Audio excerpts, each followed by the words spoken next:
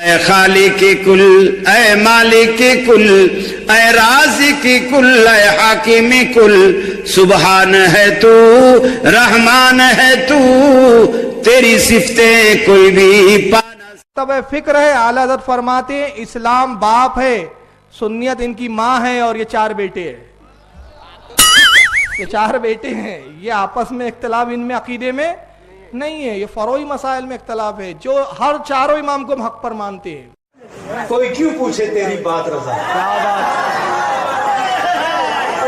تجھ سے کتنے ہزار پھرتے ہیں۔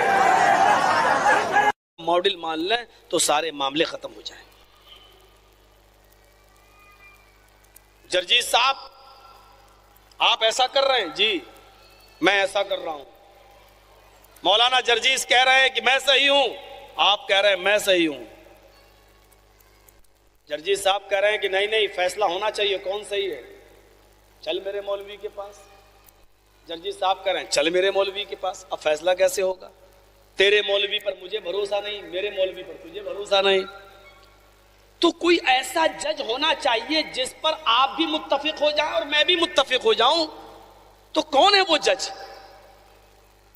جرجیت صاحب نے مشورہ دیا، کہنے لگا نہیں نہیں ہمارے جج تو ابو حنیفہ ہیں۔ میں نے کہا میرے جج امام شافعی ہیں۔ وہ کہتا ہے کہ ہم امام شافعی کو نہیں مانتے، میں نے کہا ہم ابو حنیفہ کو نہیں مانتے۔ اب فیصلہ کہاں ہوگا؟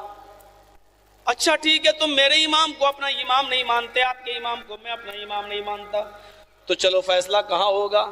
میں نے کہا ایک کام کرو، ایک جج متعین کر لیتے ہیں جس کو تم بھی مانتے ہو ہم بھی مانتے ہیں۔ کہنے لگا بتاؤ کون ہے؟ میں نے کہا مانو گے کہ نام پہلے لے کر بتاؤ کون ہے؟ میں نے کہا محمد الرسول اللہ۔ کہنے لگا ہاں بات تو صحیح ہے، ہم بھی مانتے ہیں آپ بھی مانتے ہیں۔ میں نے کہا چلیے کوئی بات ہے، کوئی اختلاف ہے، نبی کی عدالت میں لے کر چلتے ہیں۔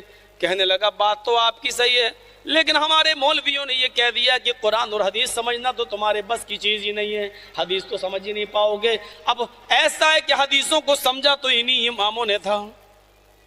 پھر لوٹ پھر کر اسی جگہ پر لے آیا۔ ہم نے کہا پھر تو حدیثوں کو اگر انہی اماموں نے سمجھا ہے تو امام شافعی کو کیوں اپنا امام نہیں مان رہا ہے؟ کہنے لگا نہیں ابو حنیفہ کو مان رہا ہوں۔ میں نے کہا اچھا امام کتنے ہیں؟ کہنے لگا چار۔ میں نے کہا برحق کتنے ہیں؟ کہنے لگا چاروں۔ میں نے کہا جب چاروں برحق ہیں تو چاروں کو ایک ہی بات کہنا چاہیے، الگ الگ کیوں بولے؟ کہنے لگا نہیں برحق تو چاروں تھے۔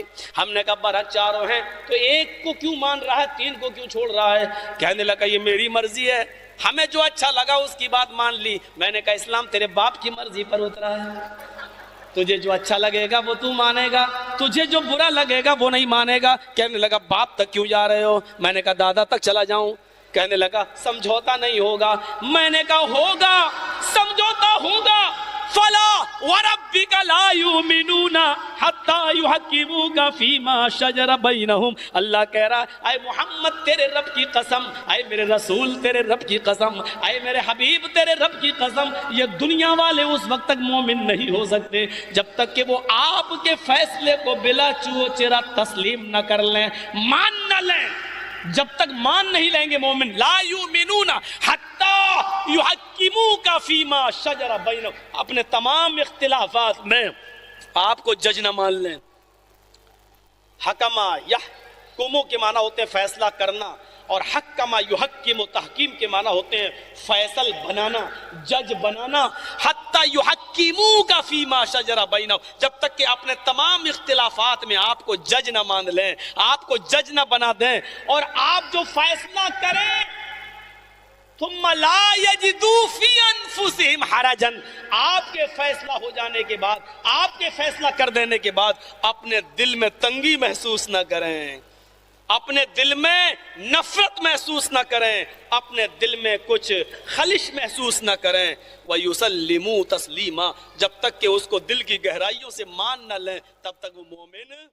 تب فکر ہے اعلیٰ حضرت فرماتے ہیں اسلام باپ ہے، سنیت ان کی ماں ہے، اور یہ چار بیٹے ہیں۔